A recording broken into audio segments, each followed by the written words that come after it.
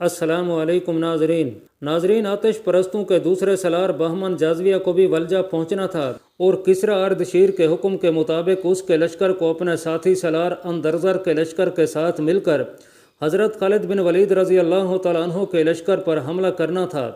اس کا لشکر آخری پڑاؤ سے چلنے لگا تو 4-5 سپاہی پڑاؤ میں داخل ہوئے۔ ان میں 2 زخمی تھے اور جو زخمی نہیں تھے ان کی سانسیں پھولی ہوئی تھیں۔ کون ہو تم؟ ان سے پوچھا گیا۔ کہاں سے آ رہے ہو؟ ہم سالار اندرزر کے لشکر کے سپاہی ہیں۔ ان میں سے ایک نے تھکن اور خوف سے کانپتی ہوئی آواز میں کہا، سب مارے گئے ہیں۔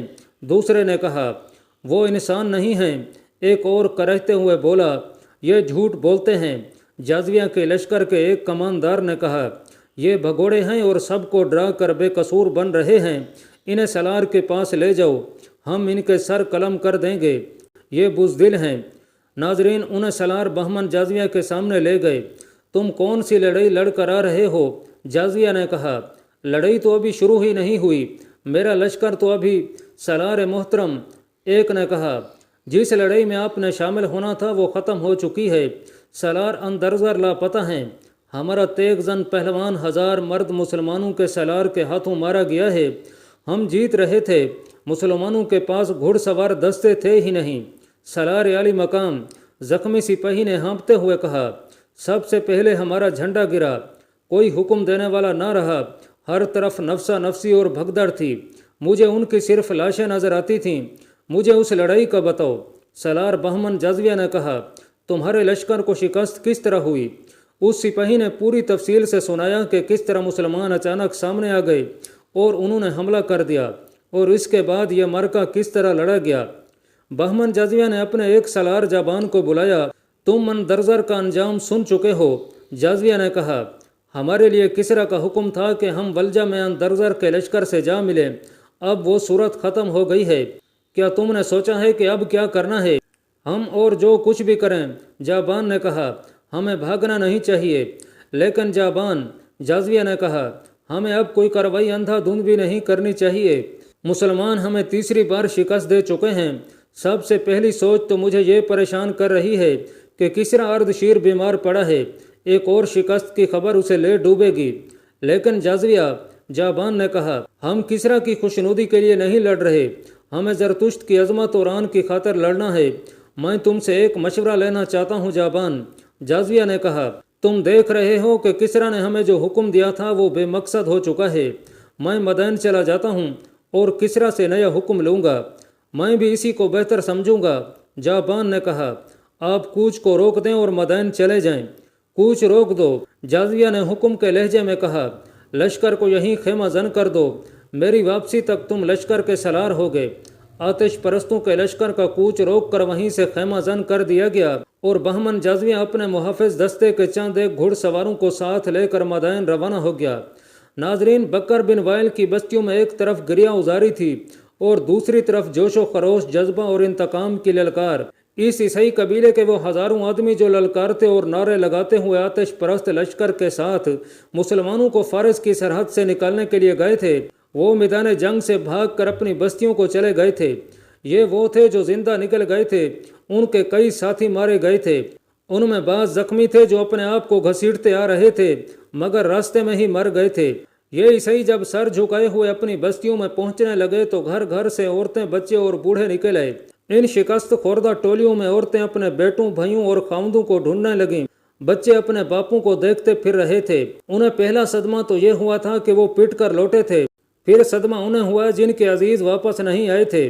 بستیوں میں عورتوں کی آہو فغاں سنائی دینے لگی، تم نے بکر بن وائل کا نام ڈبو دیا ہے، تم نے ان مسلمانوں سے شکست کھائی ہے جو اسی قبیلے کے ہیں، جاؤ اور شکست کا انتقام لو۔ مسنہ بن حارثہ کا سر کاٹ کر لاؤ، جس نے ایک ہی قبیلے کو 2 دھڑوں میں کاٹ دیا ہے۔ ناظرین، مسنہ بن حارثہ اسی قبیلے کا ایک سردار تھا۔ اس نے کچھ عرصہ پہلے اسلام قبول کر لیا تھا اور اس کے زیر اثر اس قبیلے کے ہزاروں لوگ مسلمان ہو گئے تھے۔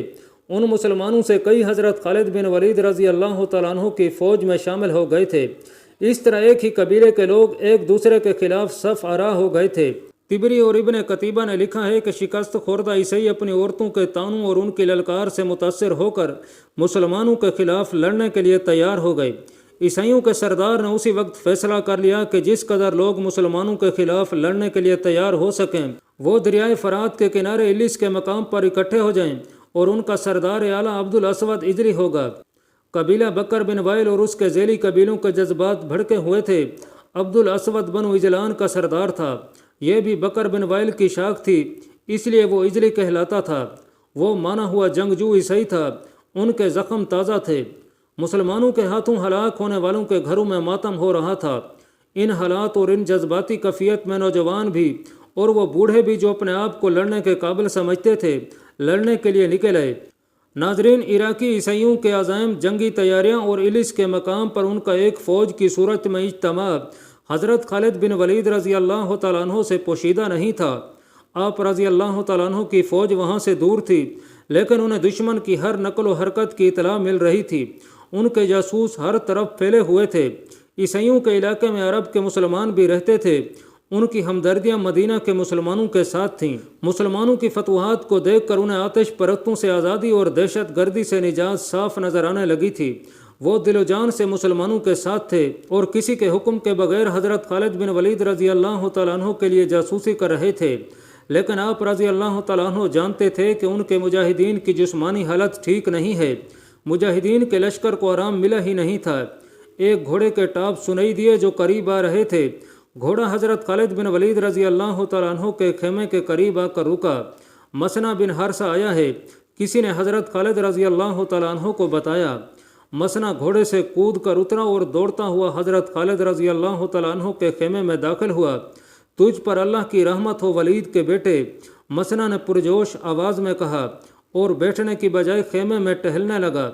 خدا کی قسم ابن حارثہ، حضرت خالد رضی اللہ تعالیٰ عنہ نے مسکراتے ہوئے کہا، تیری چال ڈھال اور تیرا جوش بتا رہا ہے کہ تجھے کہیں سے خزانہ مل گیا ہے۔ خزانے سے زیادہ قیمتی خبر لایا ہوں ابن ولید رضی اللہ تعالیٰ عنہ۔ مسنا بن حارثہ نے کہا، میرے قبیلے کے عیسائیوں کا ایک لشکر تیار ہو کر الس کے مقام پر جمع ہونے کے لیے چلا گیا ہے۔ ان کے سرداروں نے دروازے بند کر کے ہمارے خلاف جو منصوبہ بنایا ہے وہ مجھ تک پہنچ گیا ہے۔ کیا یہی خبر لانے کے لیے تو رات سے کسی کو نظر نہیں آیا؟ حضرت خالد بن ولید رضی اللہ تعالیٰ عنہ نے پوچھا۔ ہاں، مسنا بن حارثہ نے جواب دیا، وہ میرا قبیلہ ہے۔ میں جانتا تھا کہ میرے قبیلے کے لوگ انتقام لیے بغیر چین سے نہیں بیٹھیں گے۔ میں اپنا حلیہ بدل کر ان کے پیچھے چلا گیا تھا۔ جس مکان میں بیٹھ کر انہوں نے ہمارے خلاف لڑنے کا منصوبہ بنایا ہے میں اس کے ساتھ والے مکان میں بیٹھا ہوا تھا۔ میں وہاں سے پوری خبر لے کر نکلا ہوں۔ دوسری اطلاع یہ ہے کہ ان کے سردار اس مقصد کے لیے مدائن چلے گئے ہیں کہ وہ ارد شیر سے فوجی مدد لے کر ہم پر حملہ کریں گے۔ تو اس کا مطلب یہ ہوا کہ میں اپنے لشکر کو آرام کی مہلت نہیں دے سکوں گا۔ حضرت خالد بن ولید رضی اللہ تعالیٰ عنہ نے کہا، کیا تم پسند نہیں کرو گے کہ جس طرح ہم نے ولجہ میں آتش پرستوں کو تیاری کی مہلت نہیں دی تھی، اسی طرح عیسائیوں اور آتش پرستوں کے اجتماع سے پہلے ہی ان پر حملہ کر دیں گے؟ خدا تیری عمر دراز کرے ابن ولید۔ مسنا نے کہا، طریقہ یہی بہتر ہے کہ دشمن کا سر اٹھنے سے پہلے ہی کچل دیا جائے۔ ابن ولید، کیا تو مجھے اجازت نہیں دے گا کہ عیسائیوں پر حملے کی پہل میں کروں؟ ان کے منصوبے میں یہ بھی شامل ہے کہ ان کے قبیلے کے جن لوگوں نے اسلام قبول کر لیا ہے انہیں قتل کر دیا جائے۔ میں انہیں کہوں گا کہ دیکھو کون کسے قتل کر رہا ہے۔ اس وقت ہماری نفری کتنی ہے؟ حضرت خالد بن ولید رضی اللہ تعالیٰ عنہ نے پوچھا۔ 18,000 سے کچھ زیادہ ہی ہوگی، ایک سالار نے جواب دیا۔ جب ہم فارس کی سرحد میں داخل ہوئے تھے تو ہماری نفری 18,000 تھی۔ حضرت خالد رضی اللہ تعالیٰ عنہ نے کہا، اس علاقے کے مسلمانوں نے میری نفری کم نہیں ہونے دی۔ ناظرین، مورخوں نے لکھا ہے کہ ان 3 جنگوں میں بہت سے مسلمان شہید اور شدید زخمی ہوئے تھے۔ بعض نے لکھا ہے کہ نفری تقریباً آدھی رہ گئی تھی، لیکن مسنا بن حارثہ کے قبیلے نے نفری کی کمی پوری کر دی تھی۔ ناظرین، آتش پرستوں کا سالار بہمن جازویہ ارد شیر سے نیا حکم لینے کے لیے مدائن پہنچ چکا تھا، لیکن شاہی طبیب نے اسے روک لیا۔ اگر کوئی اچھی خبر لائے ہو تو اندر چلے جاؤ۔ طبیب نے کہا، اگر خبر اچھی نہیں ہے تو میں تمہیں اندر جانے کی اجازت نہیں دے سکتا۔ خبر اچھی نہیں ہے، جازویہ نے کہا، ہماری فوج تیسری بار شکست کھا چکی ہے، اندرزگر ایسا بھاگا ہے کہ لاپتہ ہو گیا ہے۔ طبیب نے کہا، میں تمہیں خبردار کرتا ہوں کہ تم نے یہ خبر شہنشاہ کو سنائی تو اس کا خون تمہاری گردن پر ہوگا۔ جازویہ وہیں سے لوٹ گیا، لیکن اپنے لشکر کے پاس جانے کی بجائے اس خیال سے مدائن میں رکا رہا کہ اردشیر کی صحت ذرا بہتر ہوگی تو وہ اسے خود شکست کی خبر سنائے گا اور اس کے ساتھ وعدہ کرے گا کہ وہ مسلمانوں سے تینوں شکستوں کا انتقام لے گا۔ ناظرین، اس روز یا ایک دو روز بعد عیسائیوں کا ایک وفد اردشیر کے پاس پہنچ گیا۔ اس کا طبیب اور شاہی خاندان کا کوئی بھی فرد قبل از وقت نہ جان سکا کہ یہ وفد کس مقصد کے لیے آیا ہے۔ اردشیر کو چونکہ معلوم تھا کہ عیسائیوں نے اس کے لشکر میں شامل ہو کر مسلمانوں کے خلاف جنگ لڑی ہے، اس لیے اس نے بڑی خوشی سے ان عیسائیوں کو ملاقات کی اجازت دی۔ اس وفد نے اردشیر کو پہلی خبر یہ سنائی کہ سالار اندرزغر شکست کھا گیا ہے۔ اندرزغر شکست نہیں کھا سکتا۔ اردشیر نے ایک جھٹکے سے اٹھ کر بیٹھتے ہوئے کہا، کیا تم لوگ مجھے یہ جھوٹی خبر سنانے آئے ہو؟ کہاں ہے اندرزغر؟ اگر اس کی شکست کی خبر صحیح ہے تو یہ بھی صحیح ہے کہ جس روز وہ مدائن میں قدم رکھے گا وہ اس کی زندگی کا آخری روز ہوگا۔ ہم جھوٹی خبر سنانے نہیں آئے، وفد کے سربراہ نے کہا۔ ہم آپ کی اس تیسری شکست کو فتح میں بدلنے کا عہد لے کر آئے ہیں، لیکن آپ کی مدد کے بغیر ہم کامیاب نہیں ہو سکتے۔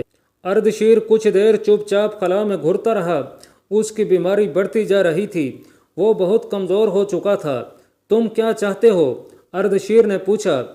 اپنے کچھ دستے جن میں سوار زیادہ ہوں ہمیں دے دیں، وفد کے سردار نے کہا۔ ہمارا پورا قبیلہ الس پہنچ گیا ہوگا، جو مانگو گے دوں گا۔ اردشیر نے کہا، بہمن جازویہ کے پاس چلے جاؤ اور اس کا لشکر اپنے ساتھ لے لو۔ جازویہ ولجا کے قریب کہیں ہوگا۔ بہمن جازویہ مدائن میں ہے، کسی نے اردشیر کو بتایا۔ وہ شہنشاہ کے پاس آیا تھا، لیکن طبیب نے اسے آپ تک آنے نہیں دیا۔ اسے بلاؤ، اردشیر نے کہا، مجھ سے کچھ نہ چھپاؤ۔ ناظرین، جب جازویہ اردشیر کو بتا رہا تھا کہ اسے میدان جنگ تک پہنچنے کا موقع ہی نہیں ملا، اس وقت الس میں صورتحال کچھ اور ہو چکی تھی۔ جازویہ اپنے سالار جابان کو لشکر دے کر آیا تھا اور اس نے جابان سے کہا تھا کہ وہ اس کی واپسی تک مسلمانوں سے لڑائی گریز کرے۔ جابان الس کے کہیں قریب تھا۔ اسے ایک اطلاع ملی کہ عیسائیوں کا ایک لشکر الس کے گرد و نواح میں موجود ہے، اور دوسری اطلاع یہ ملی کہ مسلمانوں کا لشکر الس کی طرف بڑھ رہا ہے۔ جابان کے لیے حکم تو کچھ اور تھا، لیکن اس اطلاع پر کہ مسلمان پیش قدمی کر رہے ہیں وہ خاموش نہیں بیٹھ سکتا تھا۔ اس نے اپنے لشکر کو کوچ کا حکم دیا اور الس کا رخ کر لیا۔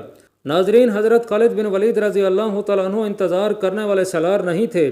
انہوں نے اپنی فوج کو تھوڑا سا آرام دینا ضروری سمجھا، پھر انہوں نے الس کی طرف پیش قدمی کا حکم دیا۔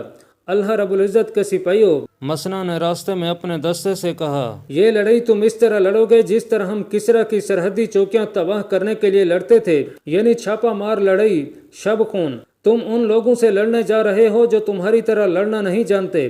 انہیں تم جانتے ہو، وہ تمہارے ہی قبیلے کے لوگ ہیں۔ ہم انہیں بھگا بھگا کر لڑیں گے، اس لیے میں نے تمہیں لشکر سے الگ کر لیا ہے۔ لیکن یہ خیال ضرور رکھنا کہ ہم اسی لشکر کے سالار کے ماتحت ہیں، اور یہ بھی خیال رکھنا کہ یہ مذہب کی جنگ ہے۔ دو باطل عقیدے تمہارے مقابلے میں ہیں، تمہیں ثابت کرنا ہے کہ خدا تمہارے ساتھ ہے۔ خدا کی قسم، یہی وہ لوگ ہیں جنہوں نے ہمارے خلاف ہمیشہ مخبری کی ہے اور آتش پرستوں کے ہاتھوں ہمارے گھروں کو نظر آتش کرایا ہے۔ سواروں کا یہ دستہ پرجوش نعرے لگانے لگا، لیکن مسنا نے روک دیا اور کہا کہ خاموشی برقرار رکھنی ہے۔ دشمن کو اس وقت پتہ چلے کہ ہم آ گئے ہیں جب ہماری تلواریں انہیں کاٹ رہی ہوں۔